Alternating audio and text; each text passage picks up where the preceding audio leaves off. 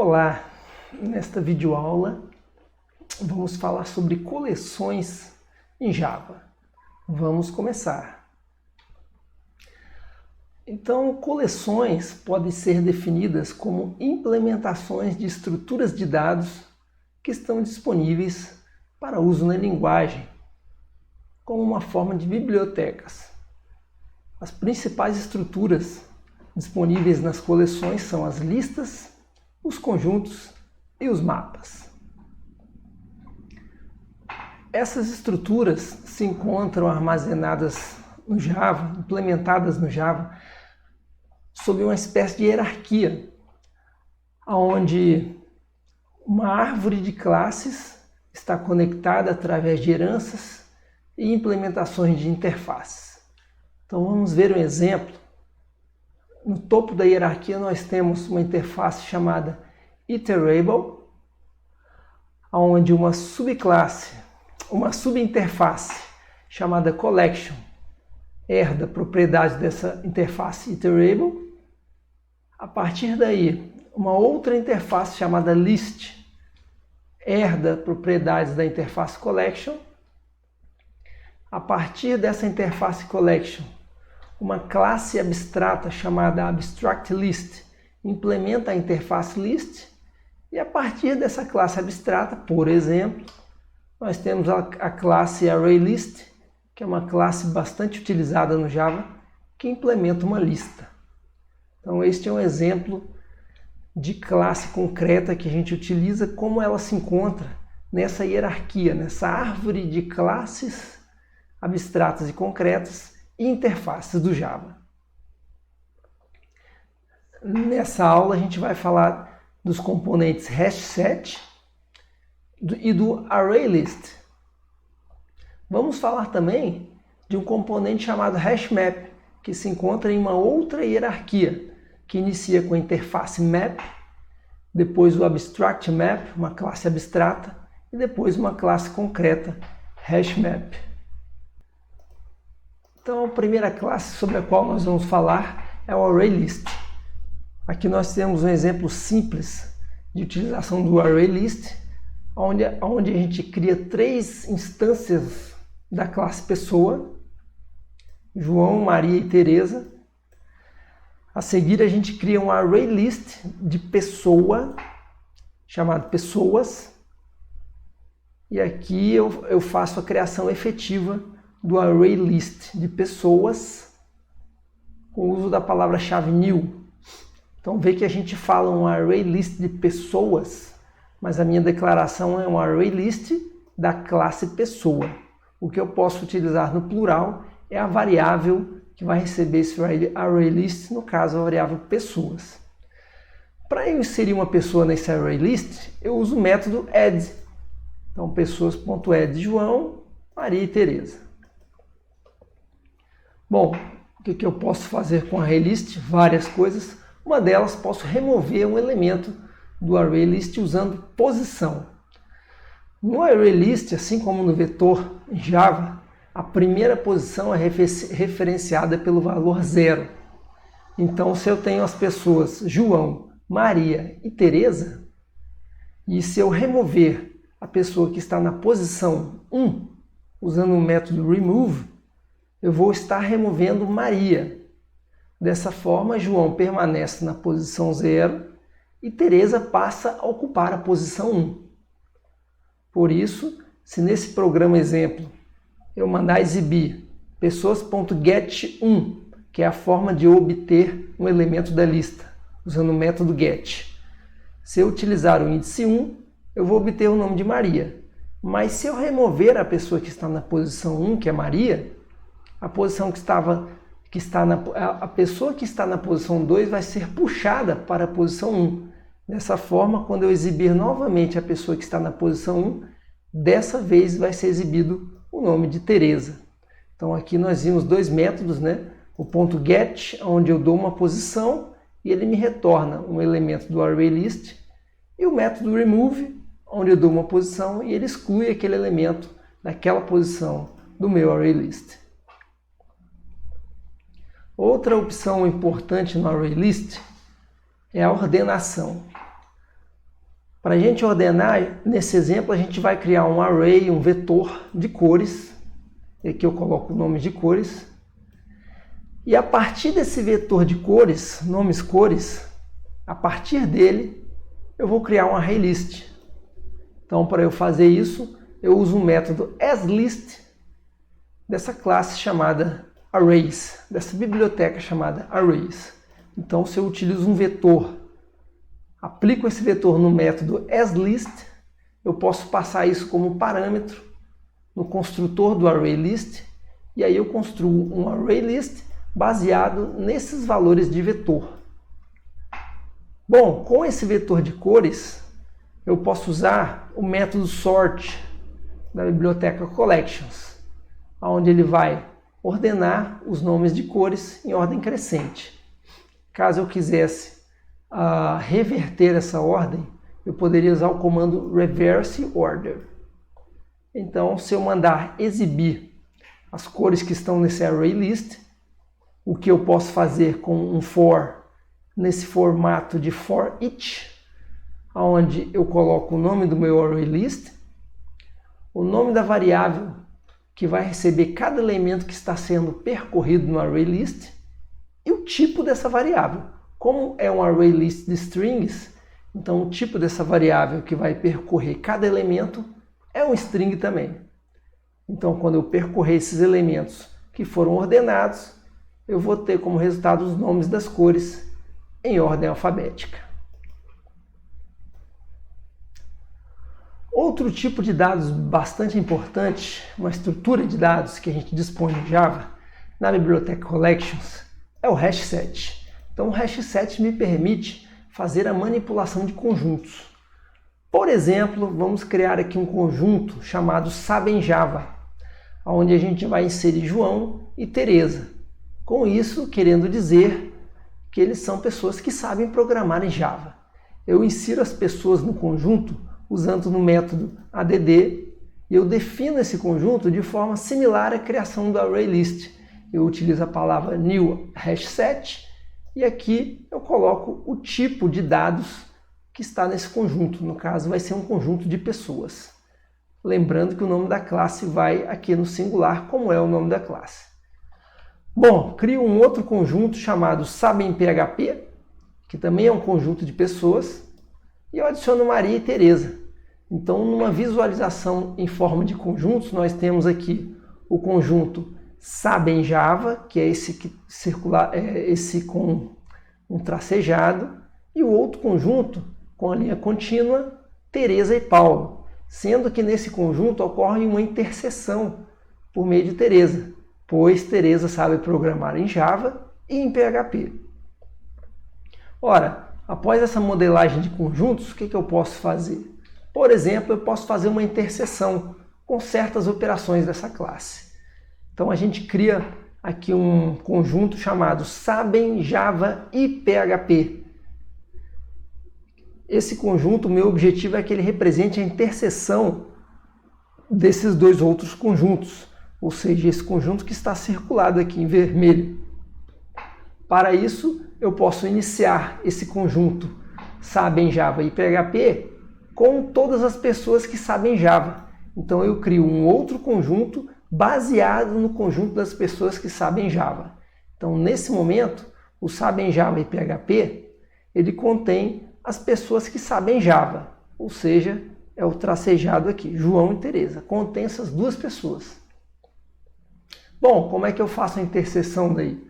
Eu executo outro comando nesse conjunto chamado retain all, ou seja, mantenha nesse conjunto, retain, apenas aqueles que estão neste outro conjunto, que é o SabenPHP, que no caso é esse conjunto da linha contínua.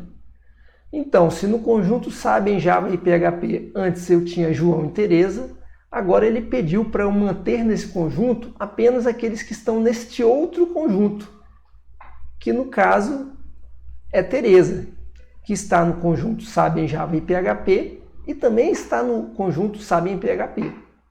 Dessa forma, quando eu for listar as pessoas que estão no conjunto SabenJava e PHP, apenas o nome de Teresa será listado Então, dessa maneira, eu consegui realizar uma operação de interseção de conjuntos. Outra operação que eu posso fazer é a diferença. Por exemplo, quero saber as pessoas que sabem Java, mas não sabem PHP. Ou seja, as pessoas que só sabem Java. Como eu posso fazer isso? Uma das formas é a seguinte. Eu crio esse conjunto primeiro baseado nas pessoas que sabem Java. Então, esse conjunto sabem Java, mas não PHP, ele inicia contendo as pessoas que sabem Java. A seguir, eu removo desse conjunto as pessoas que sabem PHP. Então, se no começo esse conjunto era composto por João e Teresa, quando eu dou o remove all das pessoas que sabem PHP, ele vai retirar o nome de Teresa do conjunto, porque Teresa está no conjunto que sabe PHP. Dessa forma, restando apenas João, ou seja, quando ele for listar as pessoas que sabem Java, mas não sabem PHP, vai listar apenas o nome do João. Então, dessa forma, a gente conseguiu fazer uma diferença entre dois conjuntos. Uma outra classe bastante importante, bastante útil na programação, é a classe chamada HashMap. Então, essa classe ela é um mapa de hashes para objetos. Então, de uma forma geral, o que ela faz? Ela cria um mapa onde eu tenho uma porção de chaves e cada chave aponta para um objeto. Nesse caso, objetos do tipo pessoa. Então, vamos ver numa implementação passo a passo como que isso acontece, para a gente compreender melhor. Então, por exemplo, considere que inicialmente eu tenho os 3 objetos pessoa criados e agora a gente vai executar esse pequeno programa passo a passo para verificar o funcionamento do HashMap. Primeiro, crio o meu mapa. Então eu crio o meu mapa utilizando new HashMap e aí eu coloco 2 parâmetros aqui. Primeiro, qual é o tipo de dado que eu vou usar como chave? Geralmente é uma string, né? Eventualmente é um número inteiro. E a seguir o tipo de dado que vai ser indexado, que vai estar localizado por essa chave. É o valor, que no caso é uma pessoa, é um objeto da classe pessoa. Então eu crio esse novo HashMap, armazeno na variável mapa. Mapa é do tipo HashMap, chave string valor pessoa. Então aqui foi criada em memória a variável mapa. Bom, com o comando put, eu coloco um objeto sob a referência de uma chave. Então, por exemplo, com essa chave 1, 2, 3, 4, 5, 6, 7, 8, 9, 10, eu vou mapear o objeto João. Como que isso acontece na memória? Quando eu executo esse comando, então o mapa ele vai conter essa chave de referência e a chave vai apontar para o objeto João. Da mesma forma, quando executar os outros 2 comandos put, as outras 2 chaves vão estar apontando para os outros 2 objetos. E está tudo indexado em memória. Qual que é a característica do HashMap? A característica é que a recuperação desse dado é rápida, é muito rápida. Quando eu utilizo o método get, ele precisa apenas fazer uma busca nesta lista de índices para descobrir onde é que está o meu índice e a seguir recuperar o objeto que você deseja buscar. Então essa é uma estrutura chave-valor, onde eu coloco valores e recupero valores, que é útil em diversos tipos de problema que envolvem armazenamento de dados no formato chave e valor. Vamos falar agora sobre ordenação de ArrayList, porém com objetos personalizados. Se eu criar um ArrayList de objetos do tipo pessoa, eu não posso simplesmente mandar ordenar esse ArrayList, porque um objeto pessoa possui diversos campos e não é possível automaticamente para o Java saber por qual campo ele deve ordenar. Portanto, para eu fazer a ordenação com objetos personalizados, é esse conteúdo que nós vamos ver agora. Então, primeiramente, com um único critério. Vamos dizer que eu desejo ordenar as pessoas por um critério de peso. Então eu posso criar aqui uma classe pessoa por peso, né? Se eu quiser manter o nome da classe pessoa, eu posso. Aqui está variado só para enfatizar essa característica. Então, se eu quiser implementar um critério de ordenação de objetos em ArrayList como um único critério, eu preciso implementar uma interface chamada comparable. Então, eu implemento essa interface. Nesse momento que eu implemento, surge a necessidade de eu criar também, de eu materializar, de eu concretizar um método que existe nessa interface, chamada compareTo. Esse método ele retorna uma informação do tipo inteira e ele tem um objeto como parâmetro, um objeto genérico, pois esse método ele serve para qualquer objeto. Então a primeira ação que eu vou fazer aqui é fazer um typecast desse objeto, ou seja, eu pego o meu objeto chamado arg0 aqui, converto ele para um objeto do tipo pessoa por peso, nessa variável p. Então a primeira ação que eu faço é essa conversão de tipo, para eu poder acessar um objeto do tipo conhecido que eu quero manipular. A seguir, eu faço o meu return fazendo um cálculo de diferença. Ou seja, eu calculo, eu estou usando peso, então o meu critério de ordenação vai ser peso, né? Eu vou pegar pessoas de menor peso para pessoas de maior peso. E esse método compareTo, que o sort do ArrayList vai usar para comparar cada objeto com o outro para fazer a ordenação, o que ele vai levar em conta? Ele vai levar em conta o peso do objeto menos o peso desse outro objeto passado como parâmetro, né? O próprio algoritmo de ordenação ele usa esse método para comparar cada objeto com outro. E esse outro é o que vai aqui no parâmetro. Bom, se eu colocar este objeto menos o outro, eu vou fazer um critério de ordenação crescente. Se eu quiser uma ordenação decrescente, eu coloco o outro menos este, né? O this quer dizer o próprio objeto, este objeto.